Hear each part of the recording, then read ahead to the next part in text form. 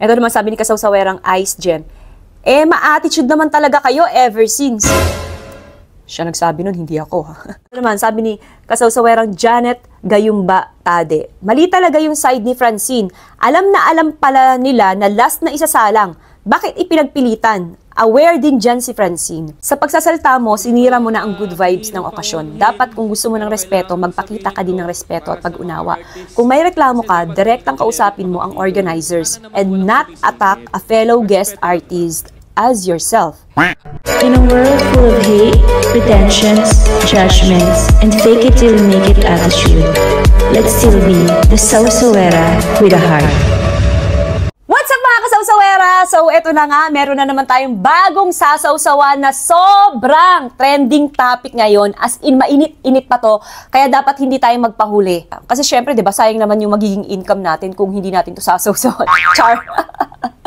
Pero ito na nga, kasing init ng panahon ngayon, itong sasawsawan natin na walang iba kundi ang Orange and Lemons and of course, Miss Francine Diaz. Alam niyo kung hindi kayo nanonood ng video, isipin niyo na parang ang talagang may kasalanan dito is si Francine. Pero kung papanoorin niyo ng maayos, buti na lang as a Sawsawera Queen, nanood talaga tayo para may basis yung pag-uusapan natin ngayon at yung magiging opinion ko. Napanood ko yung video. Based sa nakita ko at napanood ko, I would say na valid somehow yung na-feel ni Clem Castro, yung kanilang lead vocalist. Dun, I'm sure si Francine lang naman yung pinaparinggan niya, di ba? Kasi si Francine lang naman yung sumingit.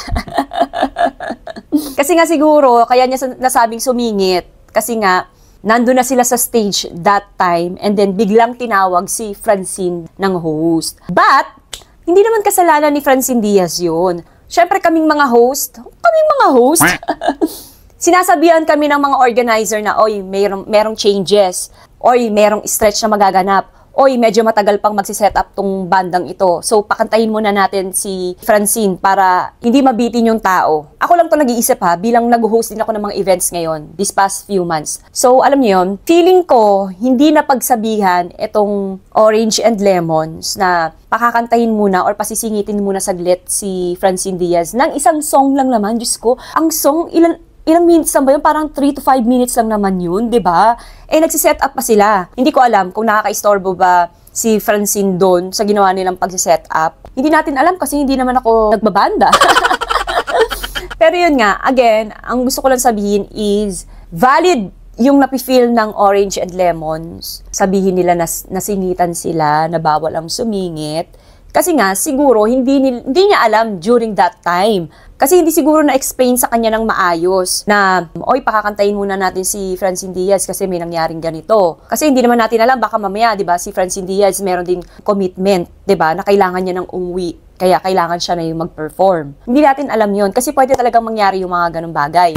Pero, ito naman yung napansin ko. Nakita ko, di ba, nakita ninyo sa video, merong nag-e-explain kay Clem Castro, yung lead vocalist nila, na feeling ko ako na yung magnanarrate, na parang siguro sinasabi sa kanya na pasisingitin po muna natin si Miss Francine Diaz habang nagsiset up kayo para po hindi po mabitin yung mga tao.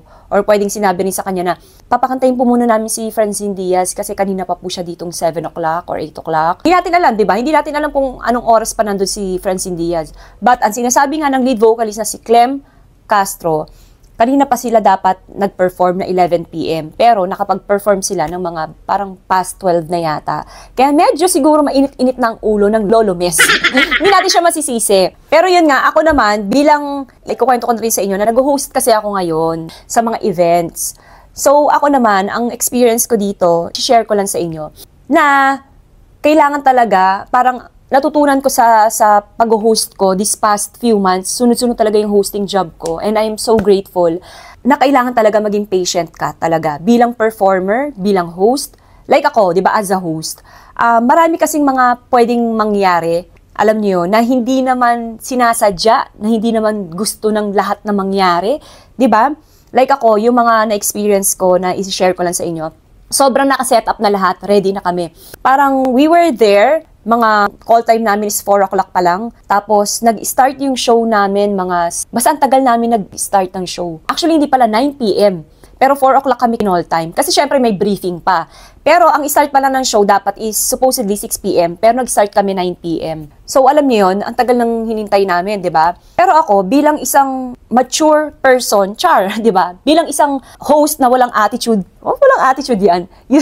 Pero yun nga, sobrang ready na ang lahat. Hindi problem ng organizer ito ha. Since it's a company event, kailangan sunduin yung mga staff ng bus by bus. Na traffic yung bus. Tapos syempre, hihintayin mo pa na mapuno yung bus. Kasi sobrang dami talaga, para mga thousands yata yung susunduin.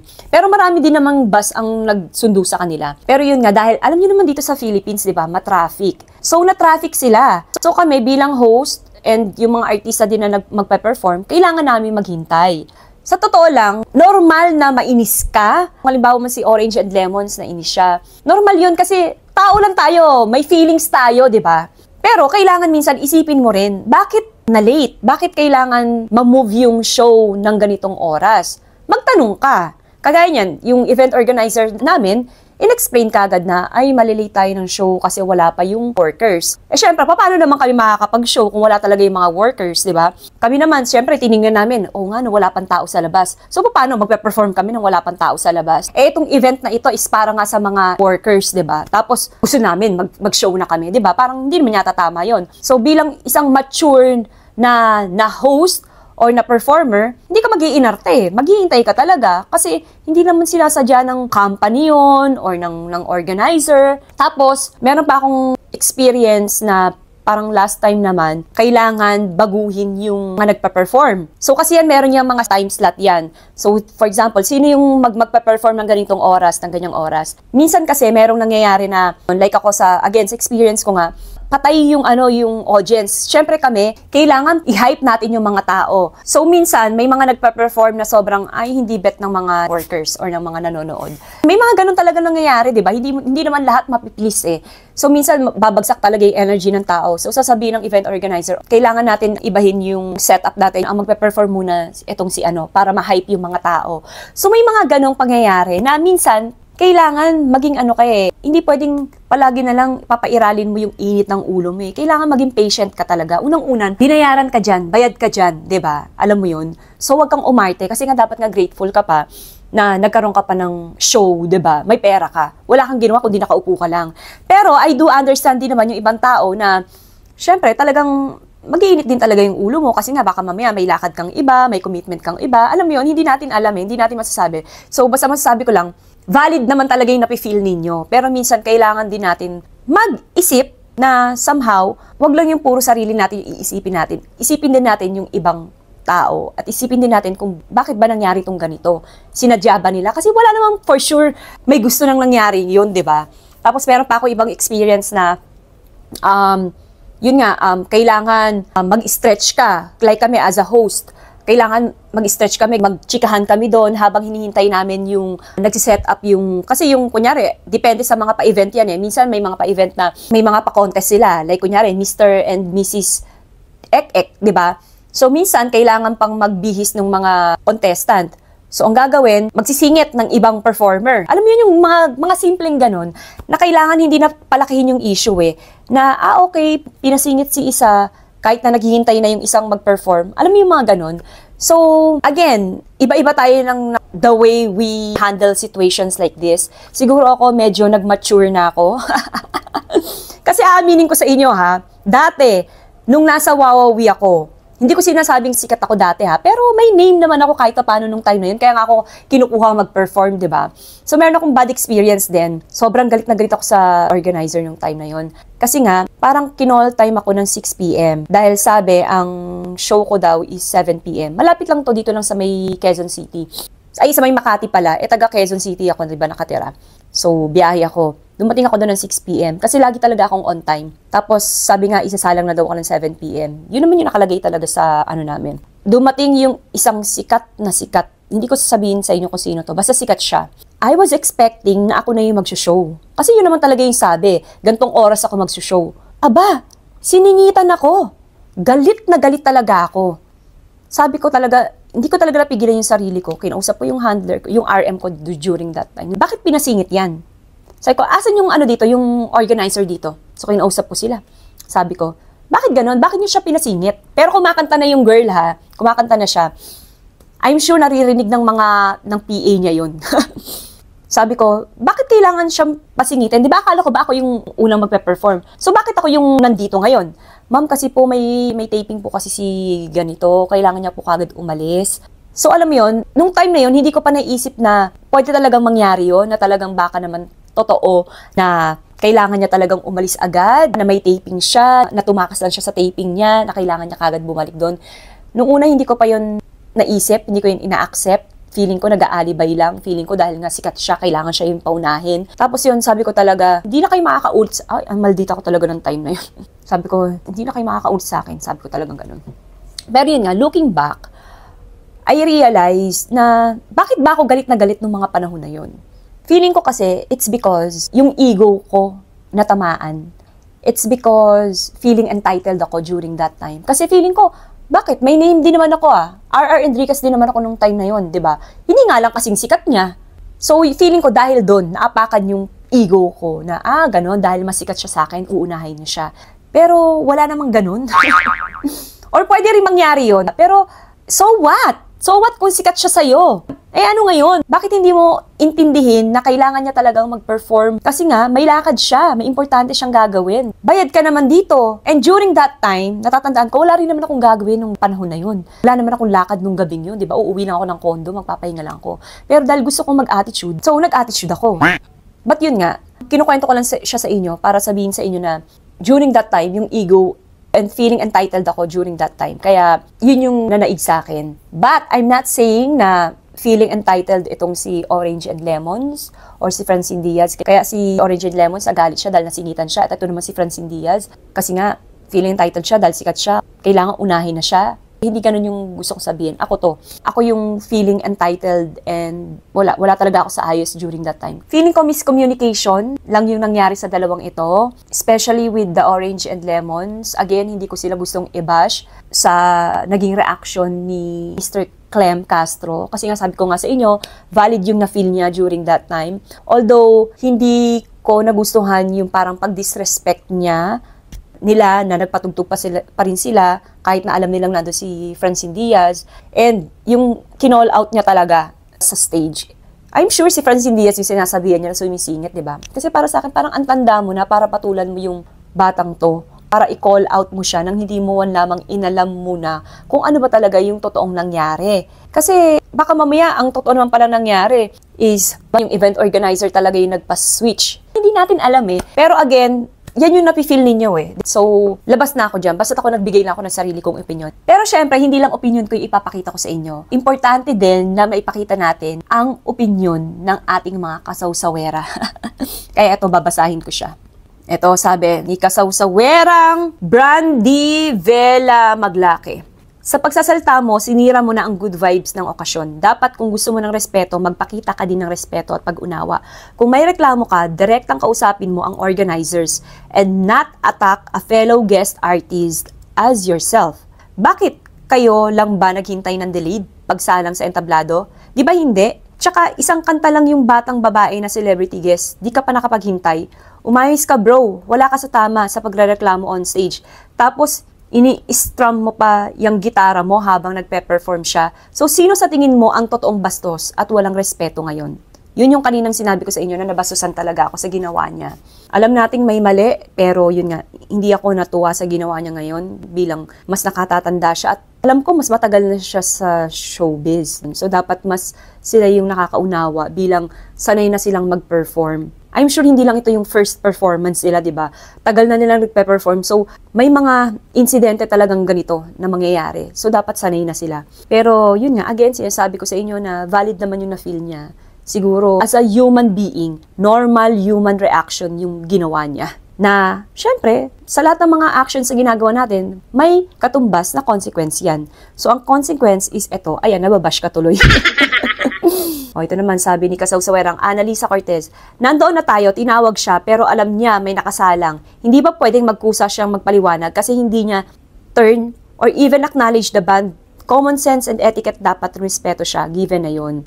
Totoo naman, somehow, may point din naman ito si Miss Annalisa Cortez. Siguro kung na-explain din ni Francine during that time na tinawag siya na hindi pa po dapat ako ang magpe-perform ngayon. As you can see po, andito po ang bandang Orange and Lemons.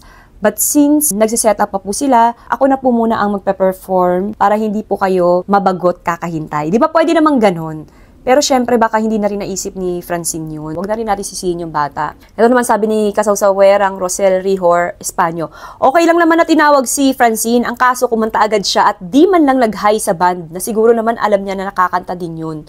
Oo nga. Kaya maganda rin na nakakapagbasa tayo ng mga ganitong mga comment ng ating mga kasawsawero at kasawsawera. Kasi nagkakaroon din tayo ng idea. Like ako ngayon, tama naman to. Siguro kung in-acknowledge din talaga ni Francine na nag-apologize din siya somehow. Kasi nga, I'm sure she knows na magpe-perform na ang Orange and Lemons. Kasi nga, nandun na rin yung Orange and Lemons mas nauna sa kanya. So, kung na-acknowledge niya, baka somehow, naibsan yung buwisit ni Clem Castro. Ito naman, sabi ni kasawsawerang Janet Gayumba Tade. Mali talaga yung side ni Francine. Alam na alam pala nila na last na isasalang. Bakit ipinagpilitan? Aware din dyan si Francine. So ako, to be honest, hindi natin alam talaga. Hindi ko alam kung talaga bang pinaka-last na magpa-perform is si Francine or yung Orange and Lemons. Hindi talaga natin alam yon. But again, kung halimbawa mang alam ni Francine na siya talaga yung pinaka-last na magpa-perform and then sumingit siya, it's because hindi rin natin alam. Baka nga, kasi nga 'di ba sabi sobrang late na yung event, parang dapat 11 PM pa lang nagpe-perform na pero ngayon pa lang isasalang ang Orange and Lemons, past 12 na. Again, sabi ko nga baka mamaya may lakad si Francine kaya nagpasingit na siya. Hindi rin natin alam talaga eh. So, dapat nag-explain na lang din talaga si Francine. But, wala, nangyari na. Ganun talaga. O, ito naman. Sabi ni kasawsawerong Reggie Guevara, sino bang host na yan? Siya ang tumawag kay Francine eh. Saan galing ang instruction niyang tawagin na si Francine? Baka galing sa ma-impluensyang tao sa venue kahit hindi naman connected sa organizer. To be honest, sir, as a host ng mga events ngayon, this past few, parang starting December, nagbalik hosting ulit ako sa mga events. Hindi po kami basta-basta mag-a-announce ng mga performer kung wala pong sinabi sa amin ang director. So, kami po ay host lamang. Bago po namin gawin ang isang bagay, bago po kami mag-announce, sinasabi po sa amin yan. So, I believe hindi rin po kasalanan ito ng host. O eto, sabi ni kasawsawerang Nick Hael. Additional information. Si Francine Diaz pala ay 7 PM pa lang nandun na siya. Samantalang ang Orange and Lemons, 11 PM na dumating. Tapos sila pa ang nagsabi na sumingit si Francine. Nagalit sila para sa pag-perform niya na 5 minutes lang naman. Grabe ang pagpapahiya sa kapwa artist. Hindi natin alam kung nagsasabi ng totoo to si kasawsawerang Mick Hael na 7 PM pa lang nandun na si Francine. Tapos dumating pala tong Orange and Lemons ang 11 PM.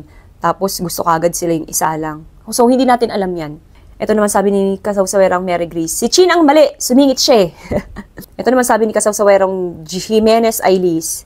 Ang sabi ng host, bago tayo makijam sa band ng Orange and Lemons, may bumisita. Mahirap bang intindihin yon?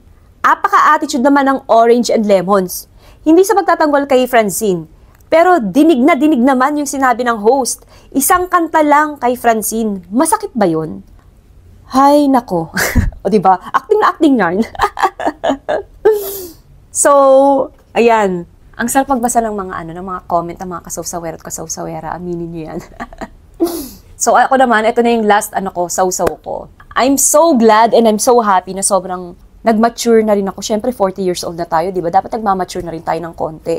Pero siyempre ako, may mga attitude pa rin talaga ako na pumipitik ako. Siyempre, normal tao kaya, di ba? But again, sinasabi ko sa inyo na siguro na sobrang happy ako na wala na rin ako sa showbiz ngayon. Kahit paano na humble tayo. Kasi nga feeling ko kung halimbawa nasa buhay pa rin ng Wawawi, I'm sure isa ako sa may pinakamalaki ang ulo talaga.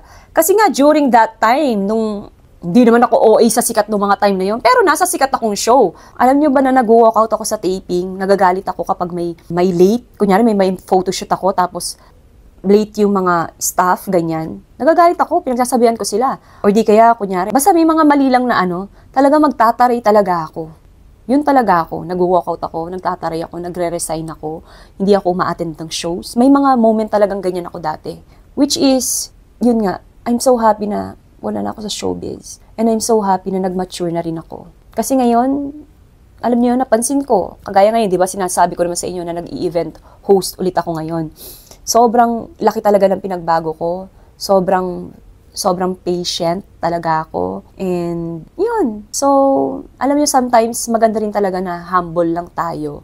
Although, syempre, kung may mali naman, you have to stand for it, di ba? Na alam mong mali ito. You have to fight for what is right, di ba? Pero hindi siguro in a nagging way. But again, kung halimbawa mang nakapagbanggit ka ng words in a nagging way, acknowledge it and then apologize and change for the better. Ganun lang naman yun di ba? Again, lahat tayo is tao lang. Hindi tayo perfect and minsan magkakamali tayo. Basta ang importante, you have a teachable heart to learn from your mistakes and then try not to do it over and over, di ba? Kasi kung paulit-ulit na ginagawa mo yun, ibig sabihin may sakit ka na sa utak. Char! So yun lamang po ang aking sausaw. Again, in a world full of hate, pretensions, judgments, and fake it till you make it attitude, let's still be the Sausawera with a heart. In a world full of hate, pretensions, judgments, and fake it till you make it attitude, let's still be the Sausawera with a heart.